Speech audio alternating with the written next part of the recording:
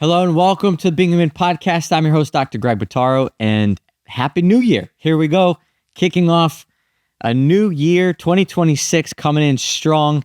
And I have an awesome conversation here to share with you with Dr. Gerard McNicholas, one of our very own training directors, a psychologist who's been with us from a very long time, for almost the beginning here, to looking at the ways that we've developed and grown as an institute, as a group, as a practice, and looking ahead into the ways that we are growing here. But we've each had our own experiences journeying with our personal lives, our personal spiritual lives, our personal devotions, and the intersection of those personal lives with our work life.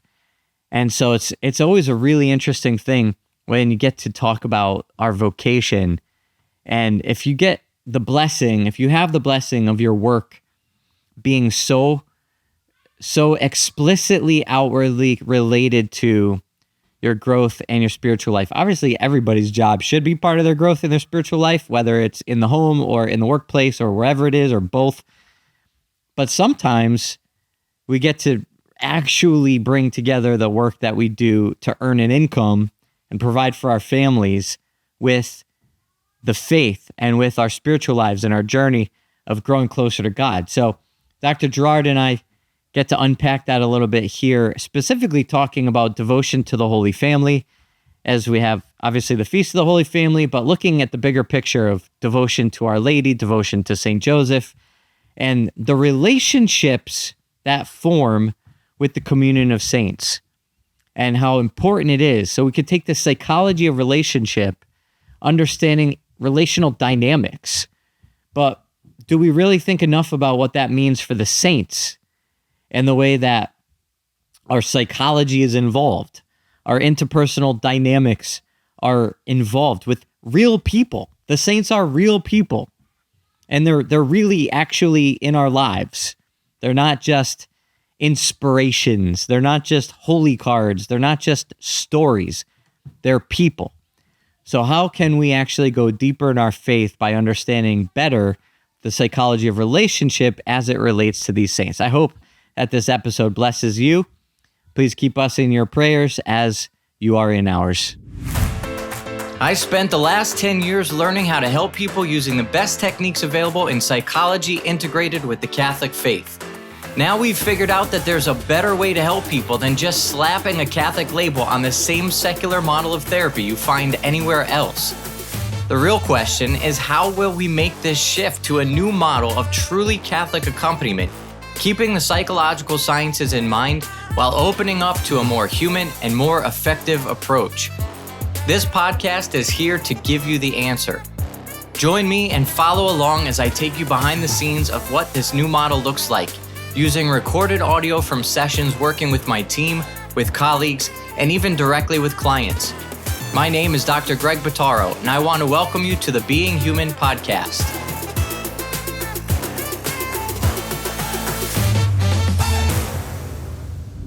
Let's just start off with a little bit of background. And, Sure.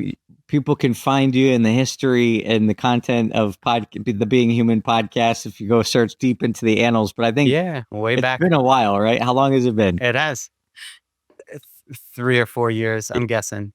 I remember where I was the last time we had, I was on the podcast and we were in the Islandia office. So that gives you an idea on Long Island. So at least 2021, maybe? Yeah. Or 2020. Yeah, so you are now a training director, and maybe give a little bit more of your background snapshot for where you're coming from, what you've been through, and how you got to where you are now. Yeah, absolutely. So came on to do my postdoc with you straight out of graduating DMU. I was in Philadelphia for a year at Friends Hospital. So really didn't know exactly what the game plan was. Well, still don't, but Theme of the day. totally. And went through just starting to do general clinical work where my heart was at through all of my schooling and training, and then was blessed to move into some clinical directing for a while, kind of training for the whole team. More broadly speaking, IDDM, came into the mix, and so we started kind of broadening our clinical modalities, and then CPMAP followed that not too long after. So yeah, things have been kind of diversified in some ways, but then training director has started to pull together all of the jobs that I've been doing for CPI kind of into one unified identity. So I'm teaching, I'm doing clinical work, and then also being able to help train new clinicians kind of go out into the front lines. And so the training director work through the CPMAP is really the sole focus right now, or the major focus right now. Yeah, and you've really kind of for a while now consistently held the line of clinical responsibility for groups of people, and as we've branched out, the scope has broadened, but the responsibility also has kind of deepened at the same time.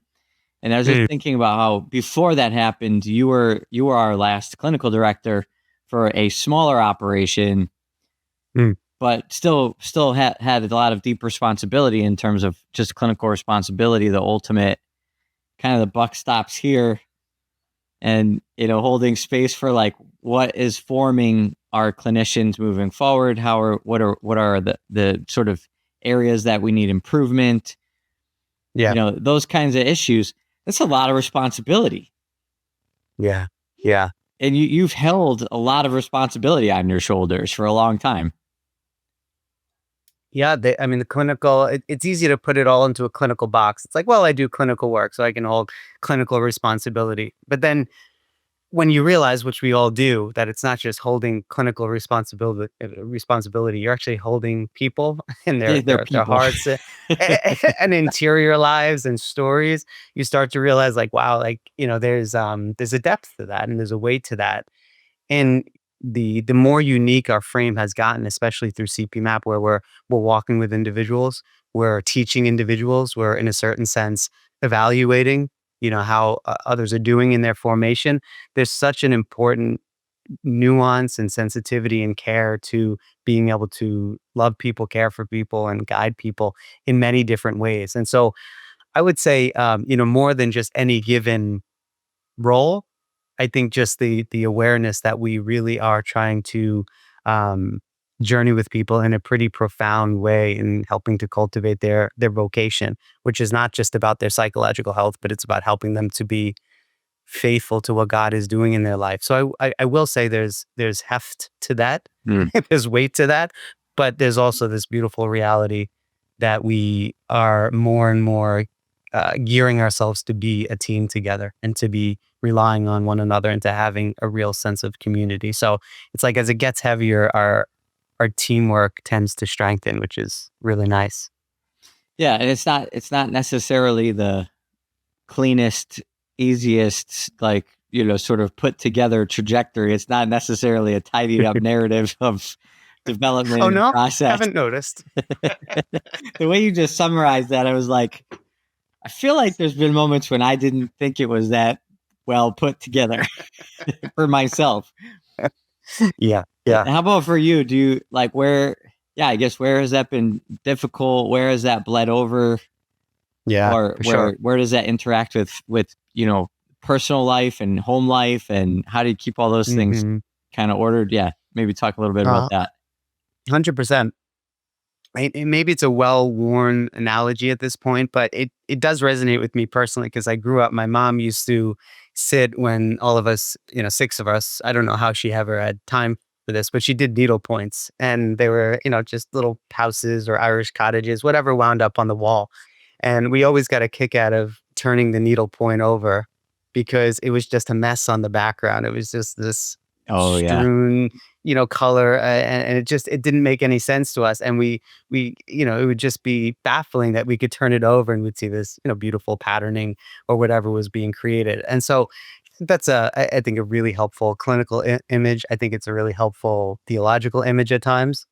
It's like the road to Emmaus, speaking of stories where these two are seeing the back of the needlepoint and it is just a mess. They don't think there's any semblance of order anymore. What's the point of this? They're downheart. They're feeling downtrodden and heavy-hearted. And then, of course, through Christ, he helps to flip the image and helps them Mm. to see the true story, the deeper story that's kind of emerging, even when they're not quite getting it. So that's been true of the experience through CPI and CPMAP, everything that the Holy Spirit has been doing. It's at times celebrating, like we did at the summit, last year, the kind of clarity of vision of things coming together. And then sometimes it's day in and day out, walking in the depth of some of the pains or the crosses or sufferings of others who we're journeying with, or, myself and my own story, things that are, happening at a marital level or family level or friendship level or community level that, that just get really dark or really difficult, and where I'm, not quite yet seeing God's patterning or ordering in that. Um, so that's been, the kind of classical patterning of CPI for sure. Yeah. There are a lot of Holy Weeks at True, CPI. true to life. Yes, Yeah, very much indeed. like life. Do you feel a heavier burden? I guess this is probably not a fair question, but a heavier burden with, like, in your personal life, home responsibilities, or the work of accompaniment and the responsibilities that you bear in this work? I think it's like, probably ask me on a given day. I Yeah. might tilt one direction or another. I mean, I know that, a couple of years back, I talked a little bit about this on Dr. Brian's, podcast like 2 years ago, but there was kind of a perfect storm of some challenges with the birth of my first daughter and some medical, challenges and difficulties that hitting into some, personal places of pain and trauma from myself and my own story. And then that kind of being at a time where all things CPMAP and CPI was really expanding into new waters. And for sure, there was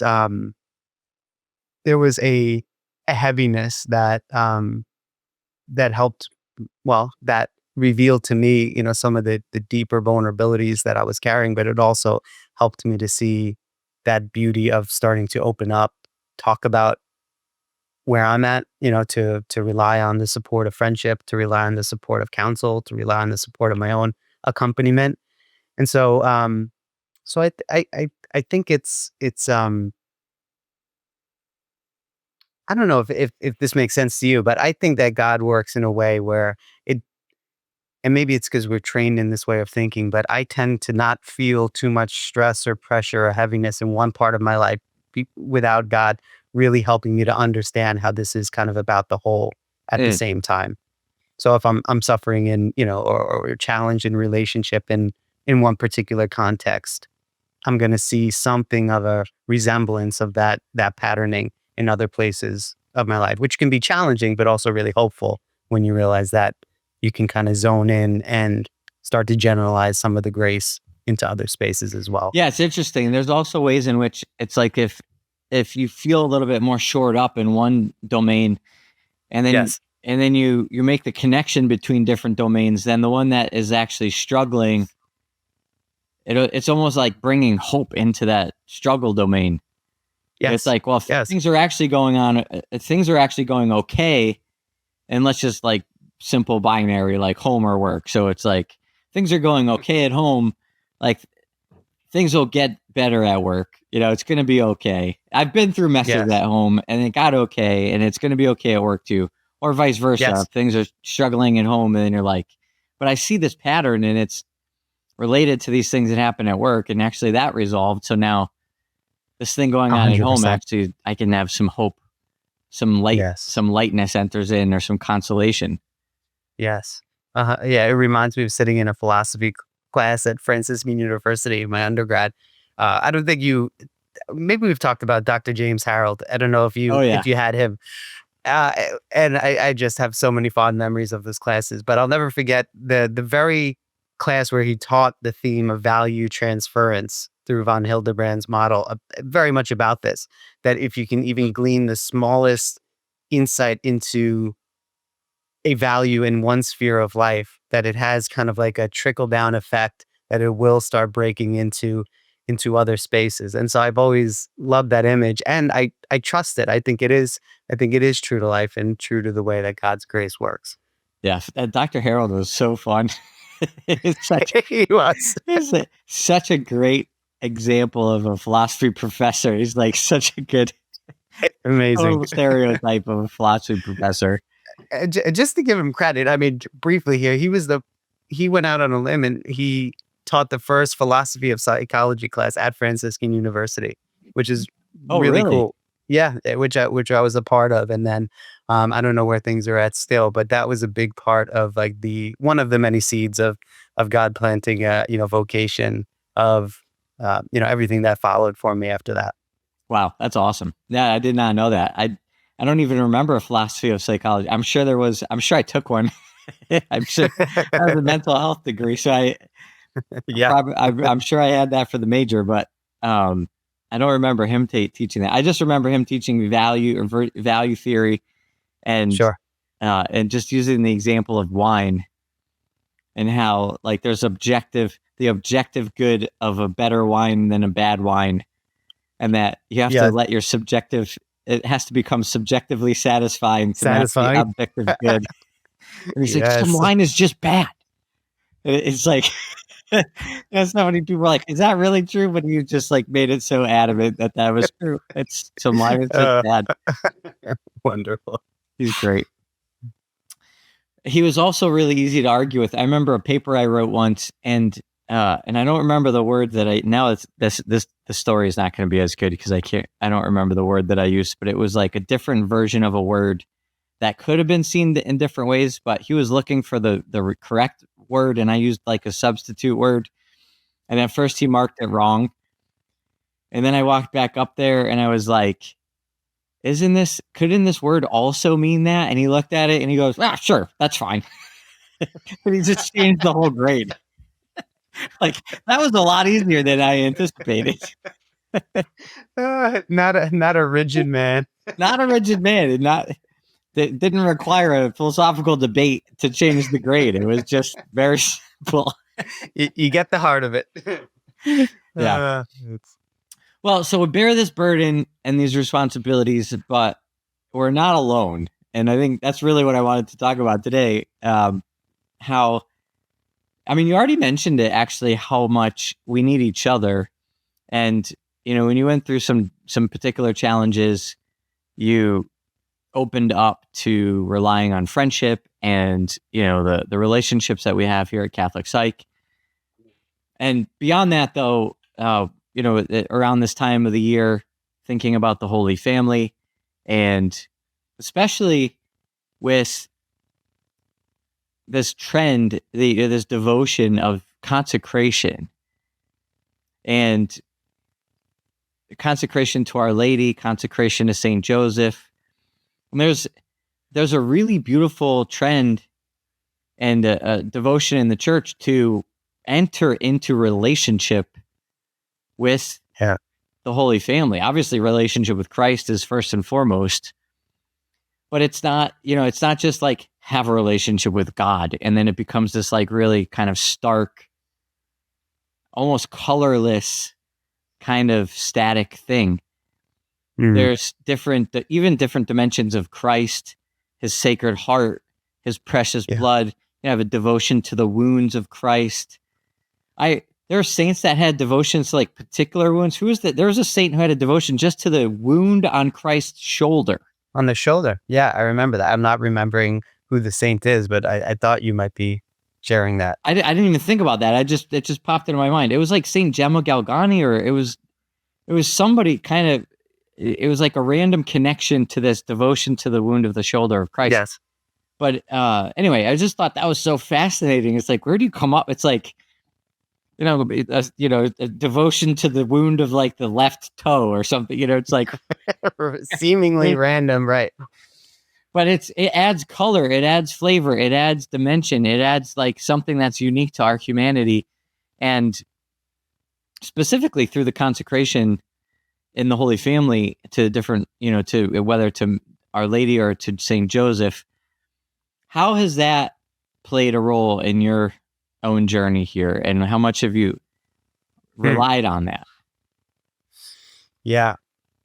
I, you know, I'm I'm thinking a lot more, because this is the work we do, about the wider relational context of what either helps individuals step into, personal devotions through novenas or consecrations, or um, whatever that opportunity is, versus those that become obstacles for individuals to really um, receive from the treasury that is, this beautiful depth of these very specific, opportunities to grow closer with God. And you know i um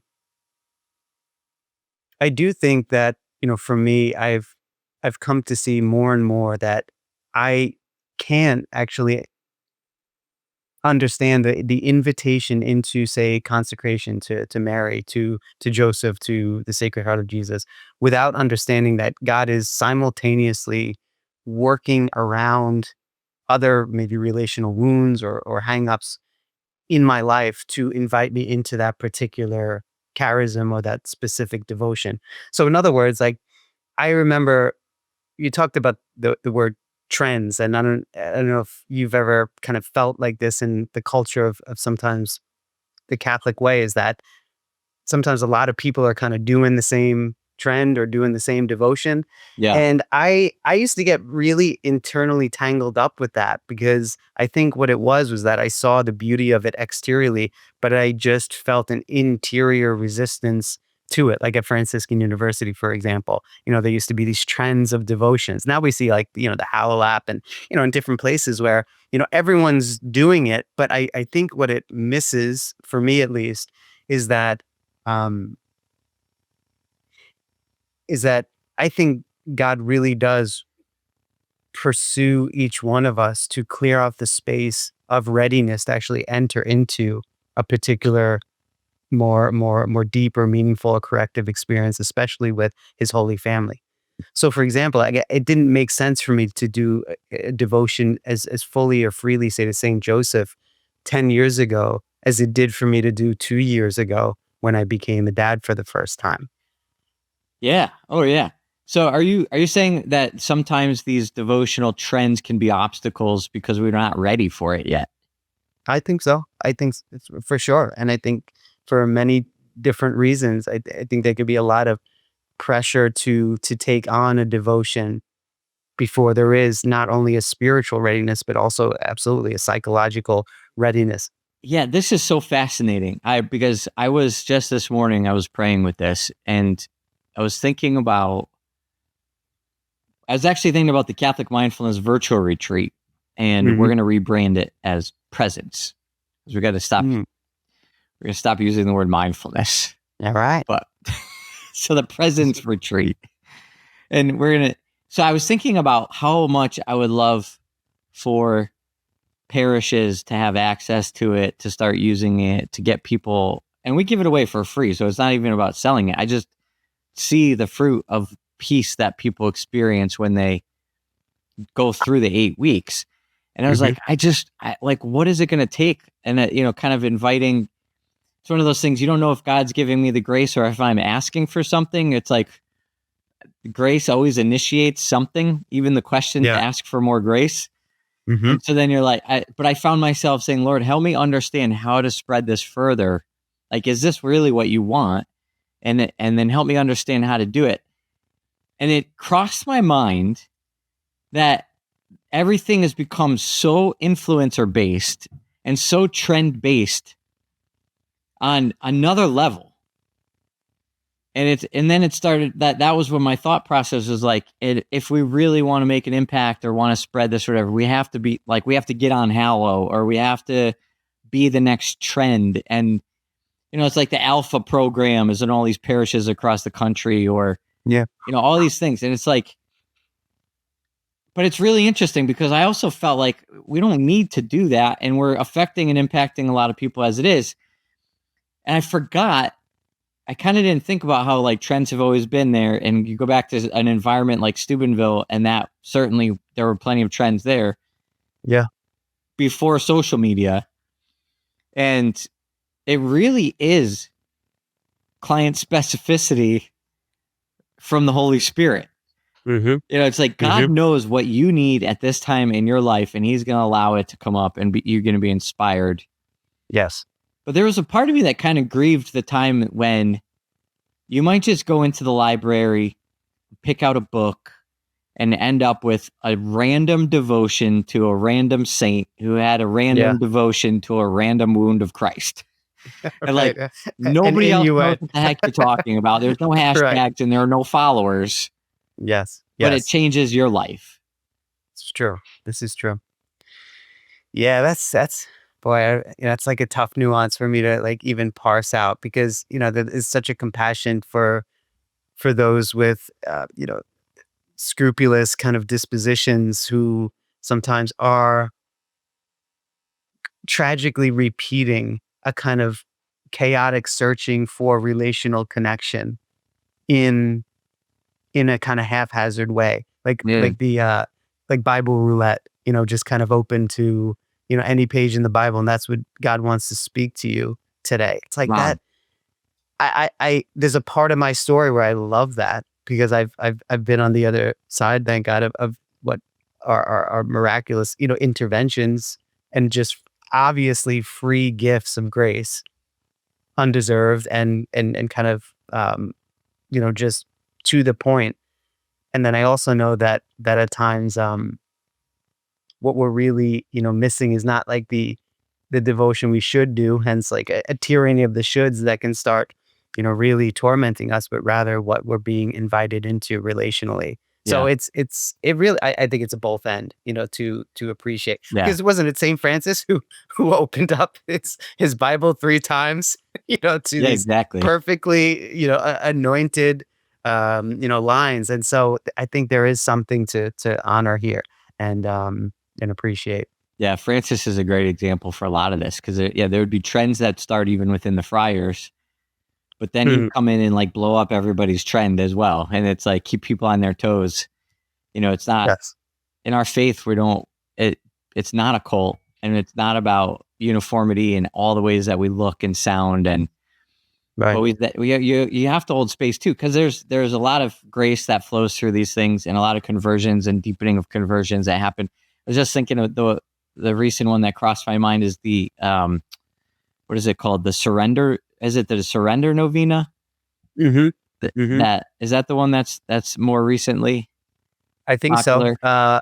Yes, it's been on a couple of platforms, right? And just the last couple of years, I think that was a big one. I think the Sisters of Life did a lot to promote it, or they even, I don't know if one of them actually even wrote it, but there was, anyway, it's like, that's the thing, that's the novena of the day or whatever. But we come back to Our Lady and to Joseph, to Christ, and obviously not just a flavor of the day, but the timeless figures that will always be present. And I think I was thinking about how even if it's the right time, it still is really challenging to actually take up the invitation to go through a consecration. Yeah. Do you have any moments that you can share in terms of obviously spiritual sort of curveballs that were getting thrown at you because of going through a consecration? Sure. I mean, I think it happens at a natural level. I mean, just the curveballs of life and stress, and I think there's a lot of overlap even between going through the virtual retreat, the presence virtual retreat, and and going through a consecration or a novena. Like at a core psychological level, there is resilience needed. This fortitude. It really is a inner conviction and a reliance on grace to I think stay the course in a way that's not just about getting something done, but really is about growing in a relational connection. And so, noticing my own parts, if, life happens and, I fall off for a day or two, all of the parts. You got to start over. This doesn't count. It's like, count for what? Checking in with that part.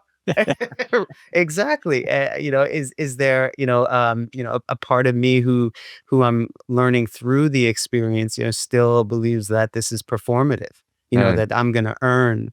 And so I think at a natural level, I certainly see that, obstacles that come up are an opportunity to lean into the relational or the devotional dimension of to whom you're praying with, or praying in. So, right now going through a Marian consecration, that would be an opportunity for me to lean into the tender, forgiving, compassionate heart of Our Lady, and saying like, did you miss a day? I didn't notice. I'm just so happy to be with you right now.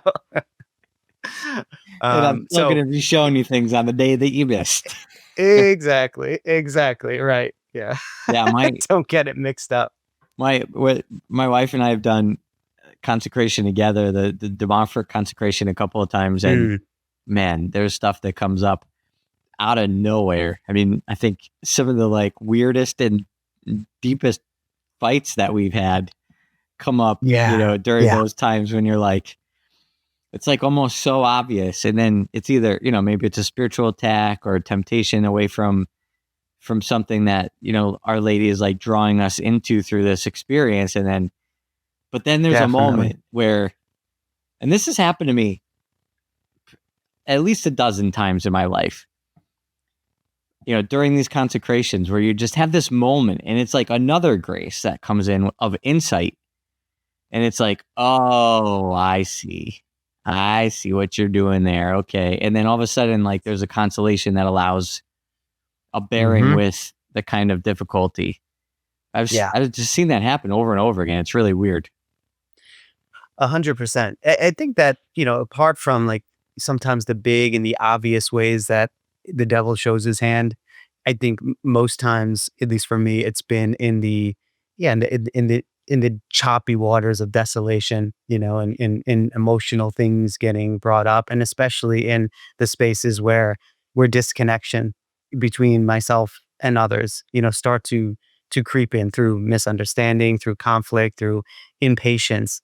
And and then all of a sudden you really get a sense that the whole heart of the meaning of this devotion or consecration, it's like what's coming up is the antithesis of that. And so to see it and to own it and actually be like, all right, well, what the devil, intended for ill is now going to be used for good. And not only being able to pinpoint it through God's grace, but also move into reconciliation or presence or, opportunity for some interior work that God is allowing to come up.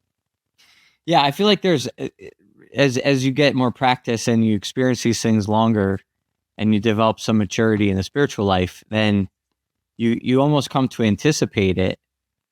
And also the choice to do the consecration becomes a heavier choice. It's almost like now what you're choosing on a deeper level. And it's almost like you can expect, because you've said yes to opening yourself up to this deepening of your own conversion and your own connection and relationship with these heavenly people, you can expect that they're going to use demons to get you closer to them. It's like, what are they, this is what blows my mind. It's like the devil and his demons can't help themselves. Like, despite themselves, they have to let themselves be used. It's like, it's almost like I can imagine that if there's an invitation for temptation offered to them. Yeah. And it's like, here, I'm going to give you a little bit more length of leash to go after, a little closer, get to this, one of my chosen, one of my sons or daughters here. And then it's like the devil can't even help himself. Like a dog on the end of a leash has to go barking louder and getting closer. Compulsion. It's just such compulsion, even though like he's got to know where this is headed. Like he's got to know they're going to also use it to bring that son or daughter closer through some resolution. 100%. I'm thinking about a author in a book that I really come to love over this last couple of years. It's by an author named Dr. Claire Weeks, Hope and Help for Your Nerves. And it was this, I think she's in English, or I forget her background, but I think she was around in the 30s and 40s. She was working in some hospitals and inpatient work, and she just had a beautiful maternal way about it. But she also was very practical and very to the point. So she developed this 4-part way of helping people move through what they call like nervous illness at the time, and it's starting to kind of gather like a new following, because these are such timeless principles. And in short, it's to face what's coming up within, to accept what's coming up within, to learn to float, as she calls it, which is just this mindful disposition of being able to acknowledge in one hand the difficulty and still find the freedom to kind of pursue the direction that you're continuing to go. And then the fourth, which I always like kind of thought was just like an add-on to complete, the circuit to sound nice or something. She would call it let time pass. Let time pass. That was its own practice. Like actually now, after you've done quote unquote the work, just let time pass. And, as I'm thinking about what you're sharing about, like, the devil just not being able to help himself and show his hand. And also what we talked a lot about in at the summit about the, the way that what the devil and his minions don't have is time. And so I think that there is a beautiful but a very difficult grace that I've been trying to work on and to follow Christ in terms of discipline, which is to really be patient in the unfolding faith and knowledge that what is coming up, what is happening right now, if I really stay still and let time pass, it will be resolved. Like that's something that is almost like its own superpower, of grace that, I think novenas and especially consecrations, like they require that patience. They require something to unfold over time and to let time pass. So just to kind of anchor down a bit. Yeah. It reminds me of Teresa of Avila. All things are passing. God alone suffices. Like, whatever the situation is right now, it's going to change. And that's also the Ignatian principle from a spiritual exercises. It's like, you have to remember in times of consolation, remember, it's not going to last. Desolation is on its heels. But also, in times of desolation, you have to remember, it's going to pass. Yeah. I remember talking to you a few years ago. We were talking, we were having a phone conversation. I was going through a really tough moment. And you listened so well, and you said, Gerard, I think you know this, but you probably shouldn't make any major decisions in times of desolation. And I'll never forget the humility. I'm like, you think I knew that? You think that would be so front of mind right now? But it's the temptation when hurt comes up. It's a temptation when pain comes up or fear comes up to move, to act, instead of actually really grounding yourself in the patient grace and the unfolding of God. So it's like, I need that reminder daily. So don't ever assume that I'm seeing the Ignatian stage that I'm in. Well, and how awesome is it? Like, such a beautiful fundamental principle that we hold on to very deeply at Catholic Psych and in CPMAP with friendship. And the principles, like Saint Ignatius's principles, are not just for spiritual direction. They're principles to be held in friendship. They're principles to be held in marriage. And when we can provide, like, we need to provide insight and perspective for each other. Like, God made us to need each other for that. to Yeah. be not only, I mean, I guess the deepest reason for communion is to be a gift, to have a recipient of the gift that we can make of ourselves, and to receive the gifts of others. But it gets processed, it gets experienced in a way that's sometimes it's just giving somebody perspective, Right. or Right. being Yeah, it's open such to a great receiving point. perspective from another that we know is on the same page, understands things, has our best interest in mind, is actually making a gift, and then we actually grow closer to God through each other. Yeah. That's such a great point, that these are not static principles, including, going back to consecrations. The focus of the day is not a static principle. It's something to be realized and revealed in and through the dynamic process of relationship. And so I just think, like, that's the big takeaway from me. The more I grow in my faith, and at times move into these beautiful times of devotion, is that it's not a head knowledge academic pursuit, of being able to acquire more, of a theological understanding. I mean, there is that, but it's really that the only way that theological treasure is going to be realized is through the dynamic interplay of real relationship, whether that's forgiveness or mercy or hope or faith, especially love. It's not something that, yeah, materializes outside of that context. Yeah, yeah, exactly. And the relationships. So coming back to the consecrations again, the relationships, especially with those in heaven, Mhm. the relationships with the saints in general. I feel like, especially in the West, we have such a poor grasp of the relationships, of the communion that we have with our, in the studies that I've been doing recently with the indigenous people and different world indigenous spirituality. There's such a huge emphasis on ancestry, Mhm. Right. and the Native Americans have just a felt daily normal life sort of phenomenology of being connected to their ancestors.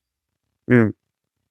It's in their language, it's in their ritual, it's in the way they sit and eat and talk, and it really their language. And it's just such a beautiful cultural reality that we have so much to learn from. And if you think about like the Jewish people, the tribes of the Old Testament, instead of the tribes of North America, but we'd talk about the tribal people of the Old Testament, like they had that. And the Jewish people till today still have like this emphasis on ancestry, and it's vague, and it's not like, and especially with the Native Americans, it's not like metaphysically sophisticated. It's not like parsed out, like, Yeah. if somebody's in heaven, or they're, you can't pray to them, or you can pray to them, or it has to be this, or it has to go through a canonical process. And Mm. like, we're so far more metaphysically sophisticated in terms of structure, but then we lost the reality that they're with us. It's like, Right. we've got a whole bunch of canon laws to define it, but we don't have a lived experience of it anymore. Yeah. Wow. Mm. And so it's like the as much as we need each other, and as much as we provide through our relationships and friendships with each other, the support, the perspective, the intercession, the gifts and receiving of each other, like, how much more Yeah. are our heavenly friends wanting to be in relationship with us? Yeah. Wow. Do you think that was what was happening, like, over the last year with Carlos Acutis and Pier Giorgio Frassati, that there was like a breaking down of that thin veil? Yes, Just 100%. This is something that I think we can't really understand either. Going back 100 years, this is what happened with Saint Therese. mm, mm, And Saint Therese was like, she wasn't building a website on the internet. She was in a cloister, right, like right. in somewhere in the middle of France, like not a, like completely unknown. And then this little manuscript got written up and then passed around of her autobiography. It's amazing. And within, I don't know, like a decade, there were churches and devotions and like crazy cult of devotion that developed and this groundswell that erupted like out of nowhere. It seems like, and I'd have to do a better study on this, but from my like really superficial reading, it seems like there's no human explanation for this. Right. And then you see the same thing happen now with Carlo Acutis. It's like this guy went from like a kind of, you knew who he was, like you maybe have heard of him 5 years ago, or 3 years ago, whatever, like after COVID, I think. And then there was like little rumblings here and there. Mm-hmm. And then it just exploded. Yeah. Like, yeah. What just happened? So I think they're on the other side of it. I think they're like, hey guys, I'm here. Let's get to work. Let's party. Yeah. No, it's amazing. So that, like, and I'm sure for you and your studies of Native culture, like you see those as moments of helping our kind of contemporary consciousness move a little bit more towards that appreciation for what they would call the line of ancestry, and we would call the communion of saints. Yes, amen. It's meant to be phenomenological. And that's what we, at the heart of a human anthropology, of just the cultural anthropology, the indigenous people will see like their life is all about journey. They're all about, and there's different sentimentalities between different groups of people, but the one that I've studied a lot because of Nicholas Black Elk is the Lakota. And they really understood. Also, by the way, the Nahua from Mexico, they really understood their limitations. They understood the need for redemption. They understood that we also need help along the way.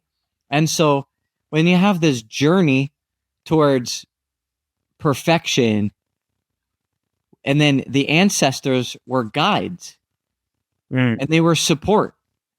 And so you'd have to spend, and then there were all sorts of rituals of spending, days and fasting and praying for guidance, for insight, for a vision of some kind of intercession. And that's what the ancestors were known to be, the ones that have made it to the other side, and they're the ones that are helping us along our path so we can get there and join them someday. It's like, it's going to be more Catholic. Yeah. Yeah. But we don't have that same sense of like, unless you like lose something and then you're like, St. Anthony, I need to actually find my lost keys or whatever. It's like, how much is it a daily thing where we're actually thinking like, no, I really need help right now. Yeah, that's so powerful. Yeah. And this one, Black Elk, he's not canonized yet, but I still private devotionally think about him at least where he's at. I pray for him. I pray for his cause, and I pray for him if he's in purgatory. But I also ask for his help sometimes. And he was known for his kind of jovial. He was kind of a joker, lightheartedness, and he was always levity, kind of cracking little jokes. He was very lighthearted. And the thing about him is this guy, he'd been through, the Battle of Little Bighorn, and he had seen the massacres, and he had seen, so much suffering as his people were, relegated to these reservations, and they were in dire poverty. And I mean, he just lived like the worst traumas you could imagine. And he was lighthearted. He didn't hold a grudge. He learned the white man's religion. He loved it. He saw God in it. He was converted. He became a catechist. He started teaching other people about Christ. He connected it to the Lakota spirituality to build a bridge for the people that he was evangelizing on the reservation. And he was just lighthearted. So I remember I was feeling like some kind of desolation and despair. This was about a year ago. And And it just came to me to pray to Black Elk to help me lighten up. And I was just like, give me a little bit of your joy. And all of a sudden the cloud was just gone. Wow. And I was like, that was so easy. Like, and I feel like I could like now be a better husband, a better dad. And like, but it's like, is he really like a felt experience in my family as if he was like an uncle that I could go to for help? Right. And really turn to for that on a regular basis. Yeah. It's amazing to think like, you're trying to learn, that you can go to him and you're feeling the joy of knowing that he's reliable and dependable. And, it's like we get to experience an ounce of the joy that I think would be that much fuller for him. Like his joy is complete because you are allowing him to bring you to the heart of God. Like, I think that's the big shift that I've been thinking about. Mother Teresa, she wrote towards the end of your life. You probably read it before, but it's like she couldn't hold it in anymore. Everything after the I Thirst movement, she wrote to her whole community and just said like, I need everybody to know like Jesus is just, he's mad about you. Like he is just gaga for you. Like he is thinking about you all the time. He is infatuated with you and more than infatuated, like he knows all of your flaws and just wants to love you all the more. So it was just like this please, like, do me the favor of taking my word on this. And just allow yourself to get swept up in your relationship with Christ. We can be so excited for finding a new like spiritual friend. And I've had those moments where I realize like I'm friends with this person now. It's not just a task to check off, or it's not just part of like a superficial routine. Like I really have the sense of knowing this person. I remember a couple of years ago finding myself growing in deeper friendship with John the Baptist, which is a surprise to me. It felt very random and like very personal. And I remember the day where it's just like, I'm friends with John the Baptist. Like that's wild. But I felt like the sense is like, I know him because he's revealed his heart to me. And then I realized like, okay, I'm excited about this. And yet he spent his whole earthly life and now all of eternity still making straight the ways for Christ, still decreasing so that Christ can increase. He's still the forerunner. So it's like, I'm giving him the opportunity to do his job, which is to live his identity and his mission. And so it's like, like we, just to think like how we prevent the saints from doing what they love. That's wow, that's a crazy thought. That's what I was sharing about Mother Teresa, just saying like Jesus thirsts for you. Like that's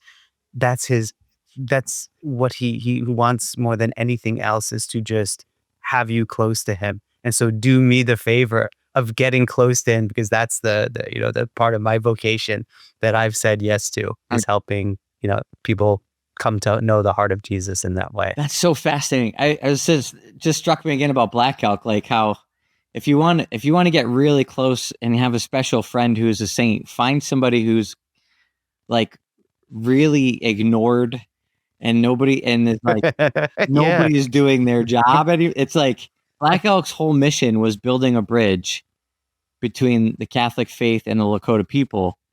And he, like the Lakota today, are so far, not only from, I mean, not obviously they're a Catholic Lakota, but like the general culture has decimated Christians, it's decimated Catholics, it's decimated the Lakota. Like the young people on the reservations don't care about their grandparents, their own indigenous culture, their own indigenous spirituality. So the job of building a bridge between two really strong spiritualities gets even harder when each on their own has become watered down and weak. It's like you gotta like bring everybody back to the place where even they care enough about their own their own way of seeing things. So it's like, yeah. So then you come along and be like, hey, I want to be part of that. I want to be part of that mission. That sounds really beautiful. And he's like, there's my guy. Nobody's signing up for that job. He's like, you talking to me? It's like in the waiting room, just bored, sleeping, like nobody's doing it. I'm also really good at jokes. So have I got some bonus material for you? He's like, oh, you just need a little joy? No problem. I got that covered. That's great. No, we'll do that all day. Well, so you're awesome. So we should bring this in for a landing, but I do want to I just do want to wrap up in saying how, all of this applies so much more to Our Lady and to Joseph, whose actual life was living with Jesus, raising Jesus in the Holy Family, in the home of the Holy Family. Is like, that was their normal daily life. Yeah. All the things that we just take for granted as part of daily life. And that was their life. And they're holding all of that memory, that experience, all those touch points with the actual lived experience of the incarnation. And we just it's like, can we get some help with that? It's like, let's turn to them. And it turns out that they know how to integrate most perfectly their humanity with the divine calling that God has made us for. And they're here with us to be our family, teaching us how to do that. Yeah, beautiful.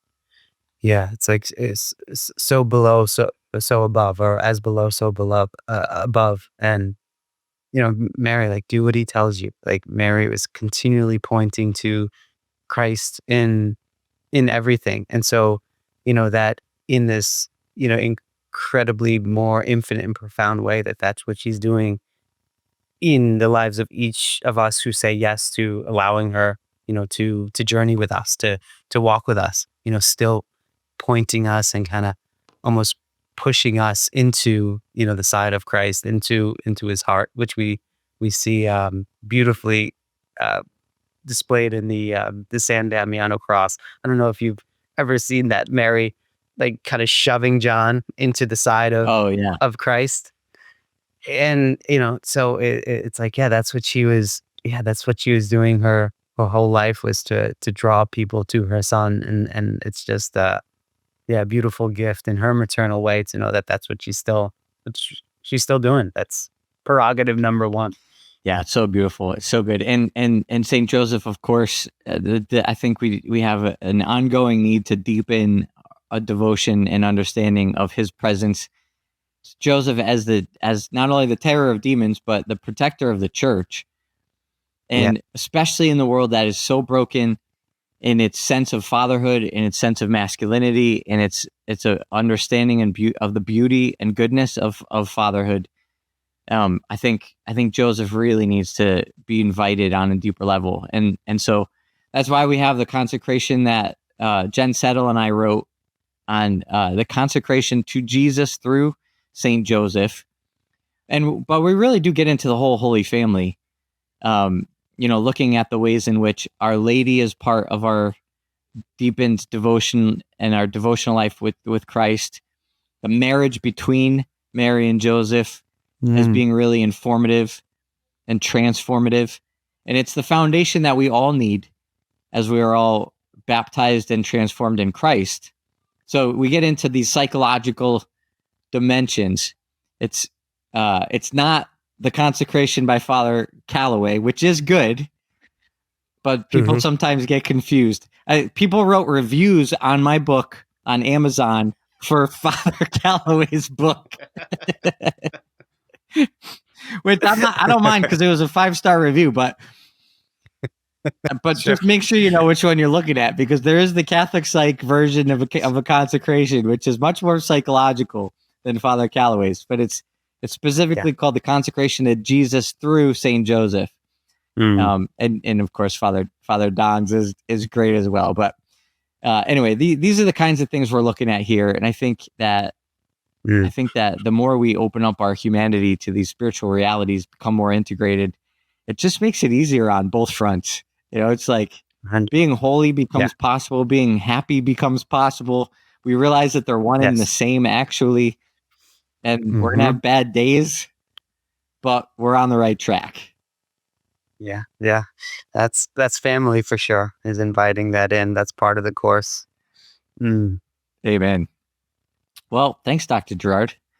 Really appreciate you spending some time here on the podcast. Yeah, this was great. Thank you for having me. And to all our listeners, thank you for your time, and hope this blesses you. Keep us in your prayers as we keep you in ours.